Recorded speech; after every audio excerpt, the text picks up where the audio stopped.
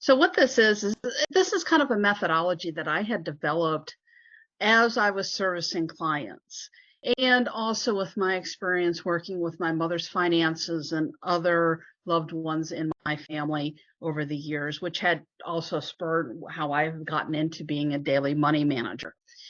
So, and I noticed that this is really helpful, not just for older folks or people that we would service as a DMM, but also for ourselves. And I'm actually employing a lot of these, almost the entire type of concept to my husband's and my own finances. Just because it really streamlines things, it makes it much, much easier to manage. And you can read in if something does happen, it really contains it. So you're not taking hours and hours trying to unbungle it. As a daily money manager, you might want to employ this or teach other people how to employ it, because it's going to save you a lot of time and effort as part of your career in managing these types of assets here. So Financial Fortress, fraud proofing your finances. You saw my stuff there, and I'll have it at the end. So as we know, fraud within the elderly is extremely underreported, and when it does happen, it can be pretty devastating. I have just been a DMM for a little over a year.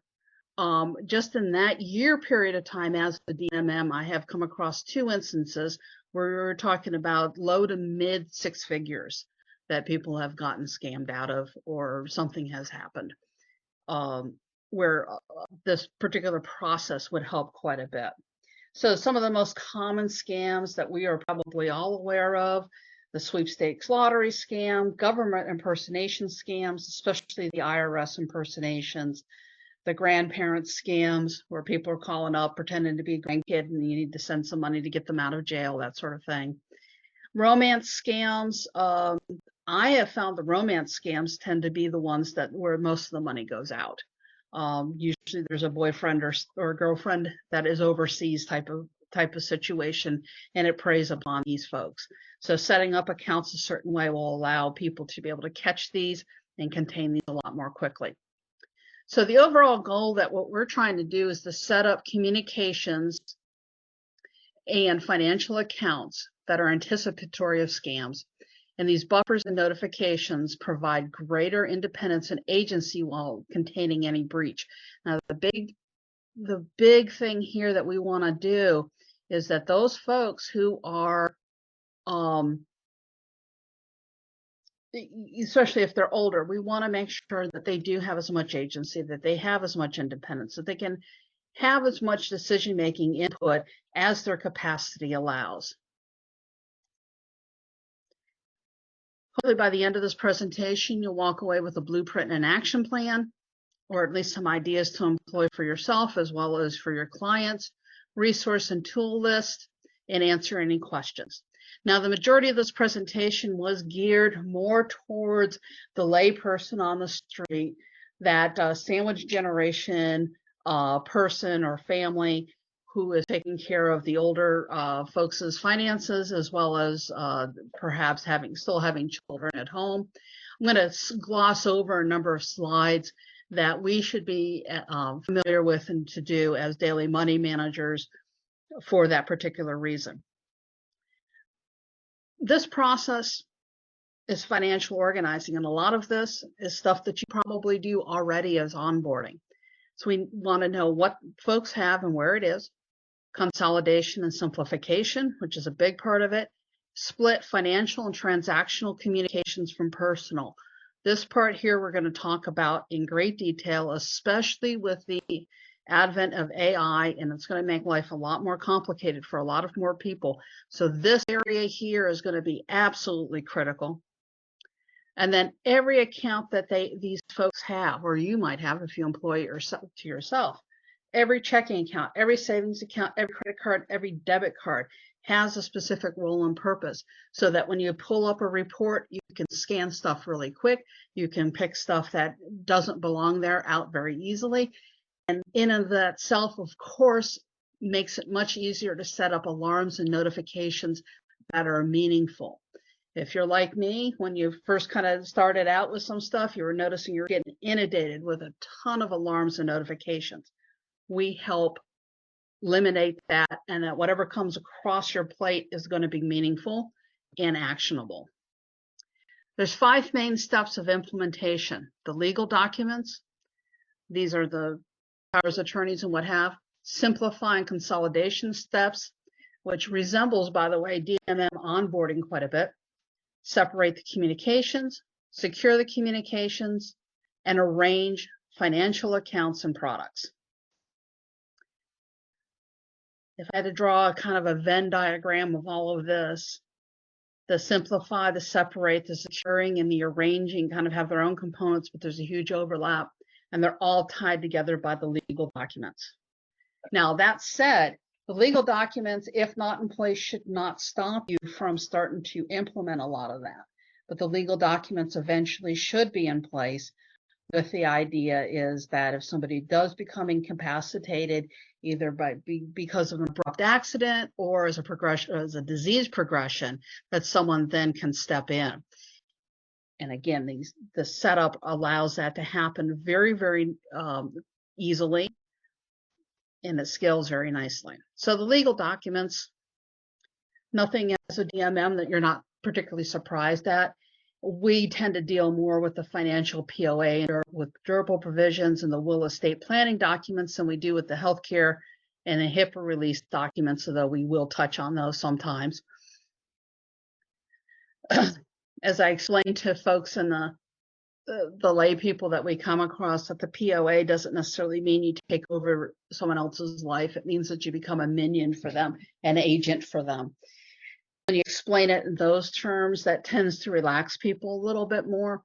Doesn't mean that they don't need to take it seriously, but for the person who is issuing the POA, it does give them that some assurances that they're not giving up their life. The financial POA should, of course, have the ability to open and close accounts, some ability to delegate. That's going to depend from state to state, as well as naming a backup POA just in case the original POA, something happens, or they can't or do not want to serve anymore. Big goals with the legal documents is at the very minimum is opening up a dialogue regarding estate planning and final wishes and other things that people don't like to talk about but really need to. At least it gets the door open a little bit on starting that. The big thing, and this is the selling point that I bring across to a lot of my clients, is preparing for the sudden and unexpected.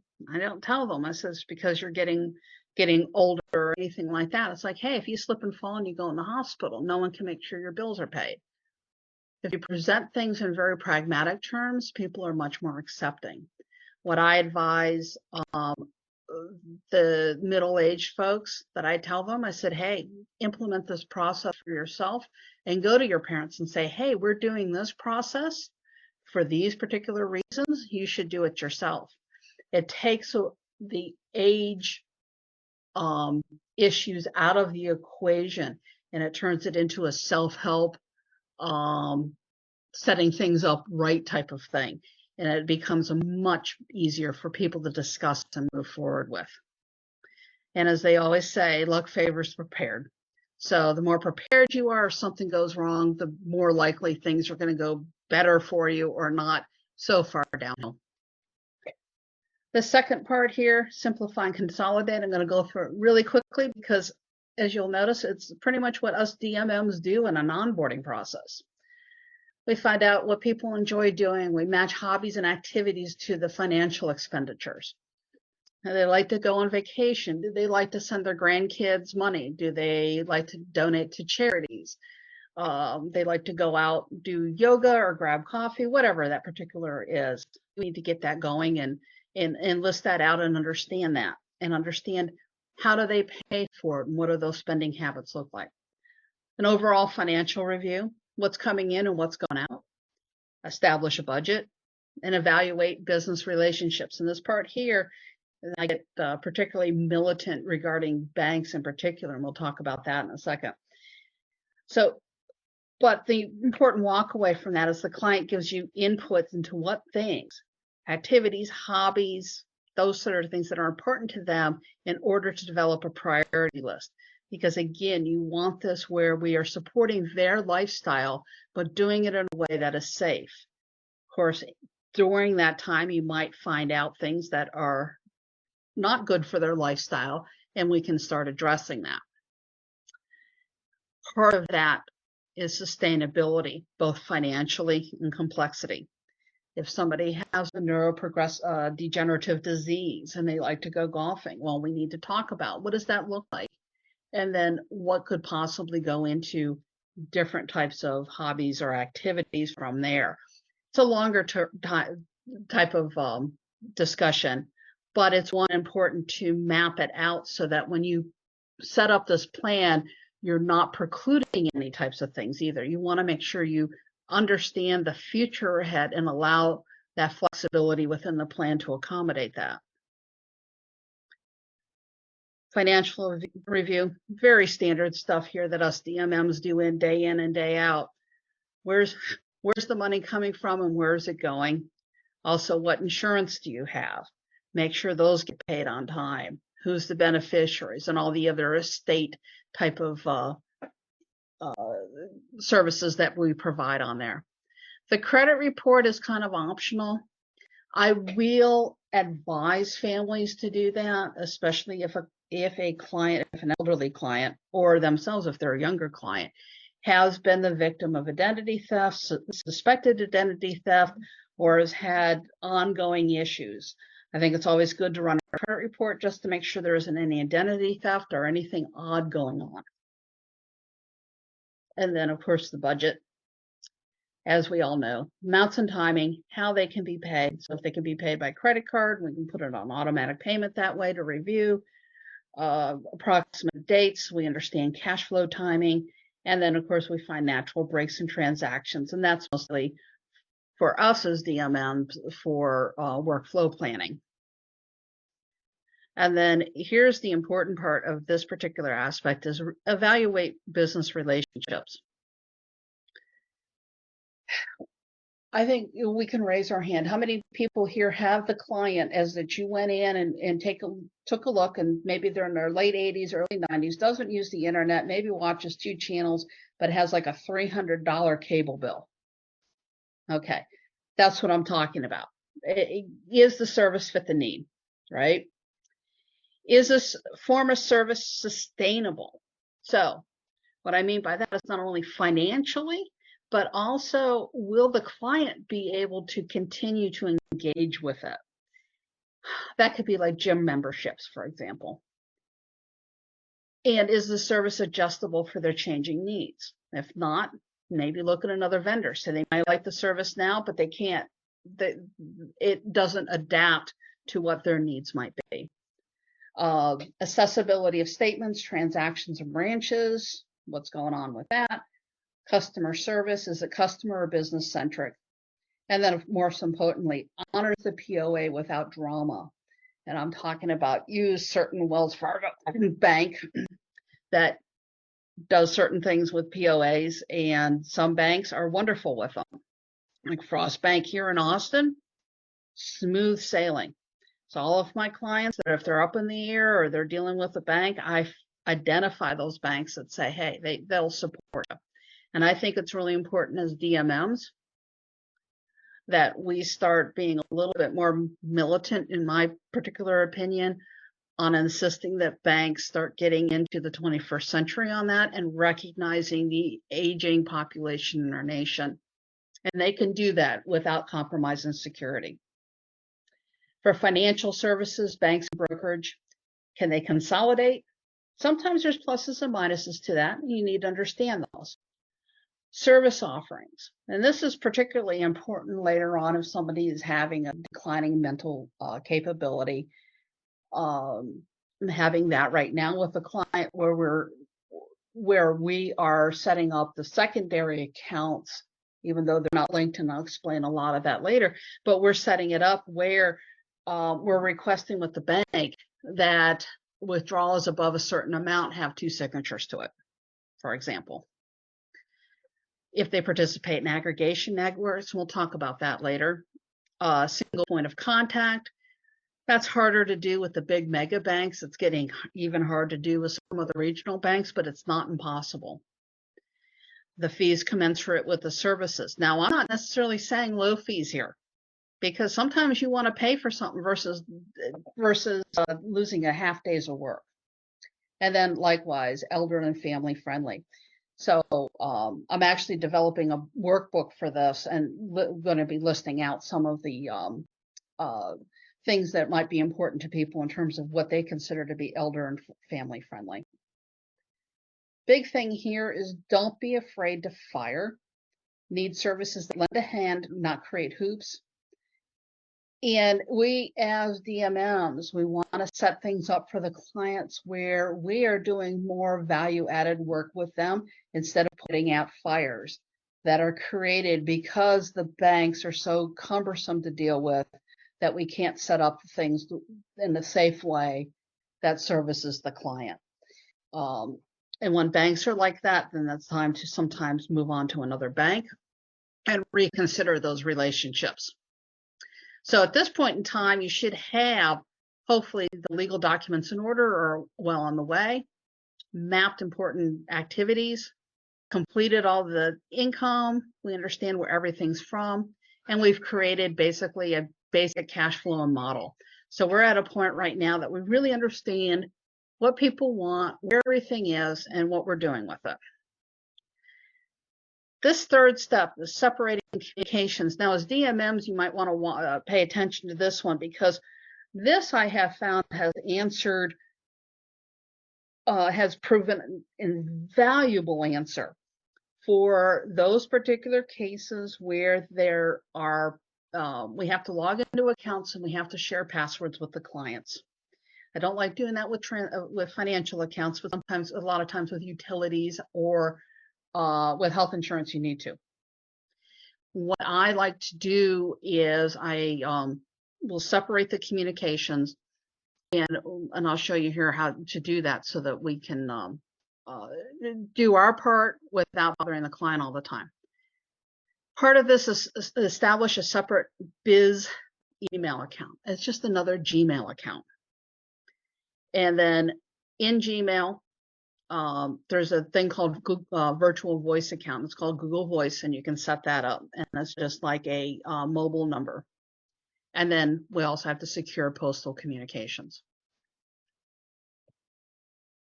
Now, the second email account, and how I have this set up is I'll establish the Gmail account, I'll establish the Google Voice account, and I'll set it up where that account forwards all the emails to me.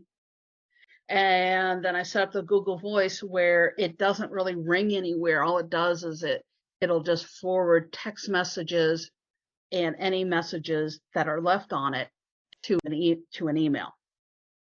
So it'll just email that particular Google account. In that Gmail account, what I do is I have it that it forwards all the emails to me.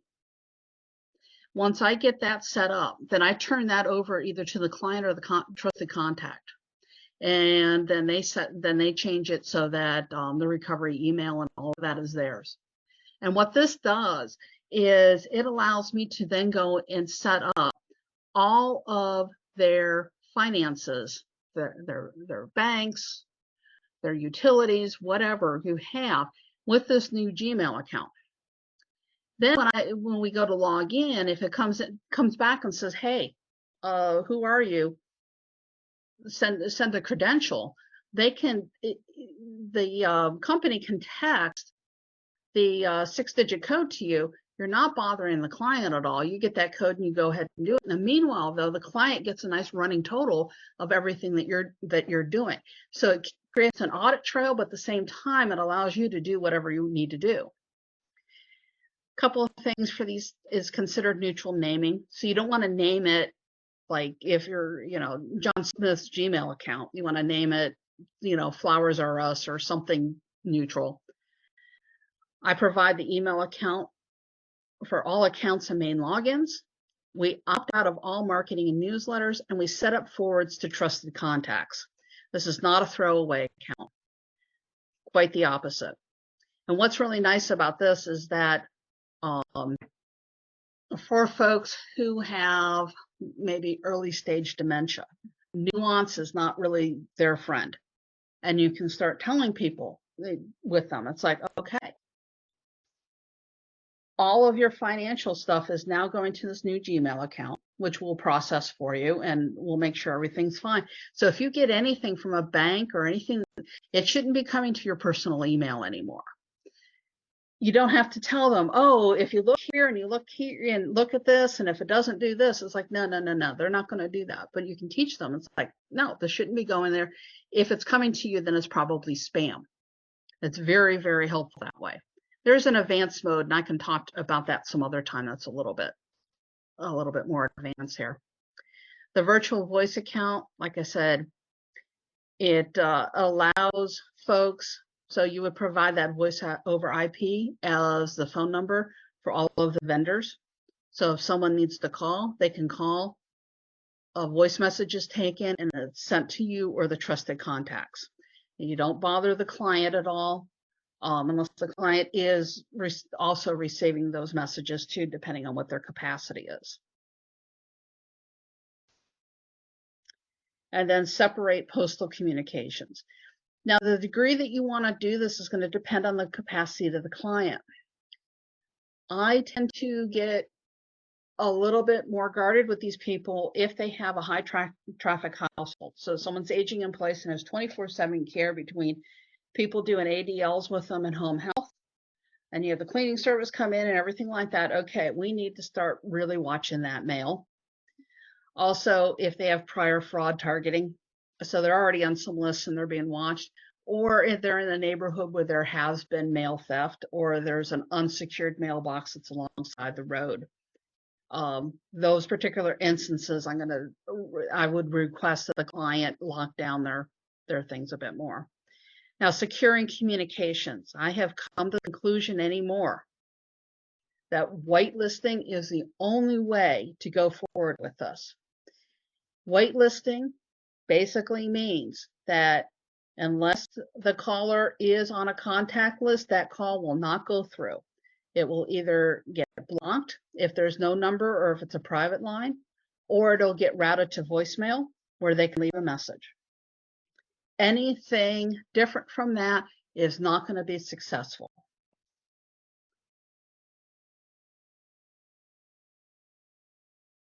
I think you know a lot of these best practices for passwords and things like that.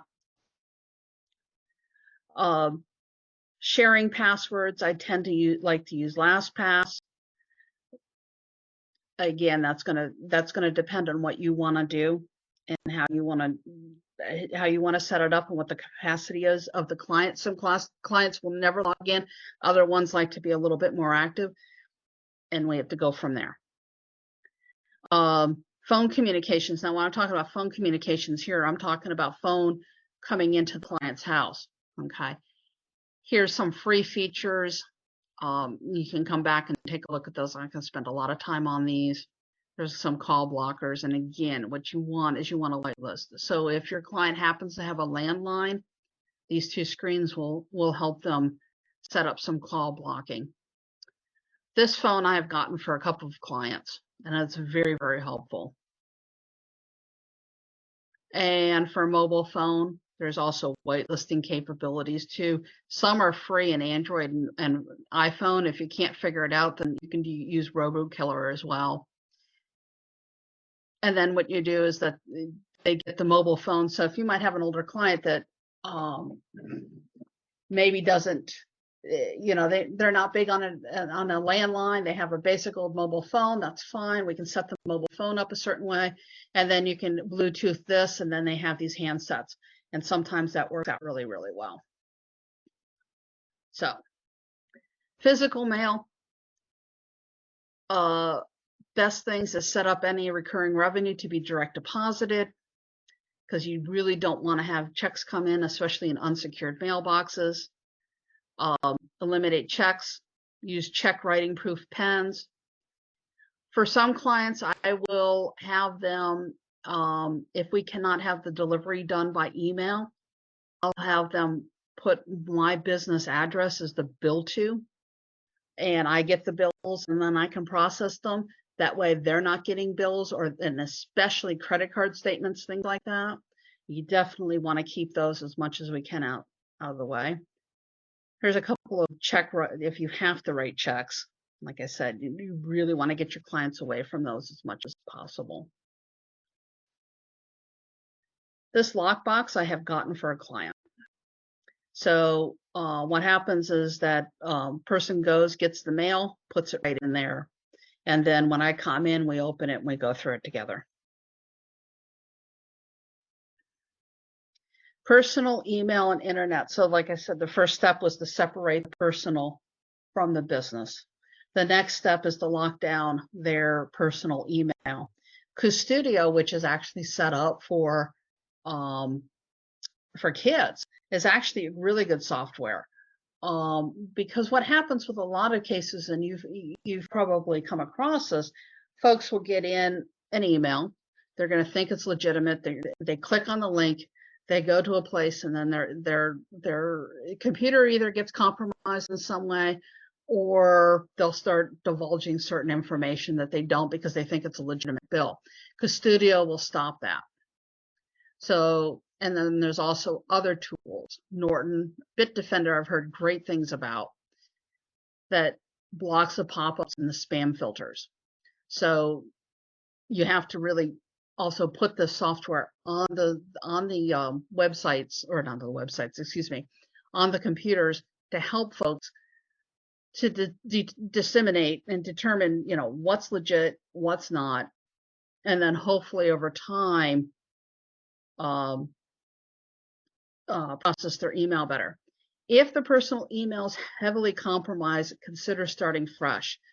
I have a client that I had to do that with. He ended up on every single list on the planet, and we finally just got him a new email account, and we just handed it to his friends and family, and just basically, we didn't discard the other one, but we didn't have that very active. So, and then fraud and monitoring, that's where the emails come in. So when you have your financial accounts separated, if people are trying to do unauthorized password changes or anything like that, you will know about it. Here are some other companies that I do, that I look at as well. What I like is account aggregators. We probably use Quicken for most of our clients, and that's our account aggregator. For people on the street, they don't know about, I'll let them know about Mint or Careful or EverSafe. Waywisers is also another one that's putting together some things. Now, the last part here is arranging the financial accounts and the products. So again, we've gone through those steps. We have everything all optimized. We know who gets paid. We know what accounts we want to keep. And we've really, really put it down. We will use AutoPay to a degree, but AutoPay, as we know, is not out of sight, out of mind. AutoPay is a convenience, but with great convenience, it requires great responsibility. So part of this starts, you have external income sources, you have kind of the savings area, and then you have the bill area. So pensions, IRA distributions, whatever IRA distributions might come out of here, but any Social Security all comes into one account. Does not go into several different accounts. It goes into one account. The main savings account may put some money into an emergency savings, may put into multiple investments. And again, those investments have been reduced down to site and purpose. That main savings account then kicks over once, maybe twice a month, into a single bill pay account. Okay.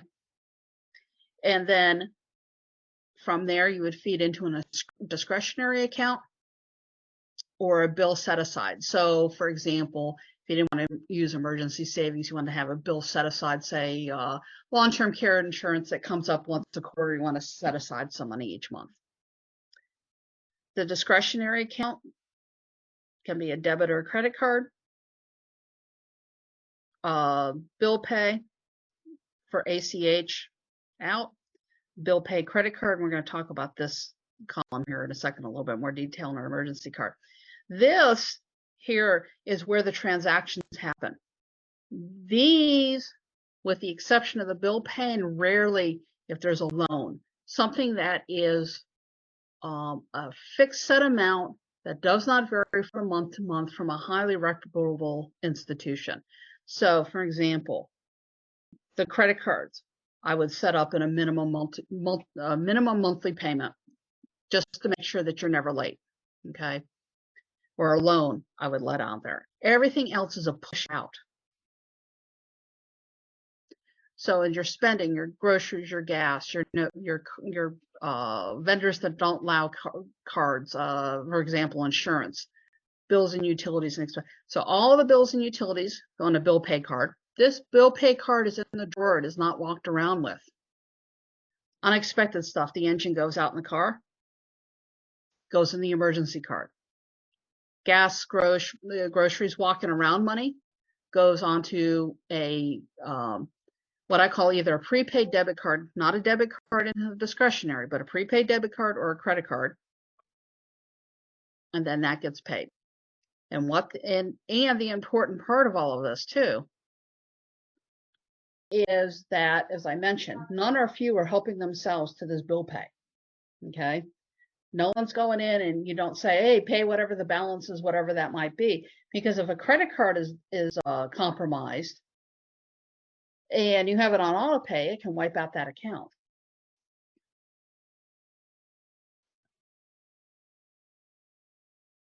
Likewise, we have no overdraft protections. And you're kind of looking at me as, you crazy?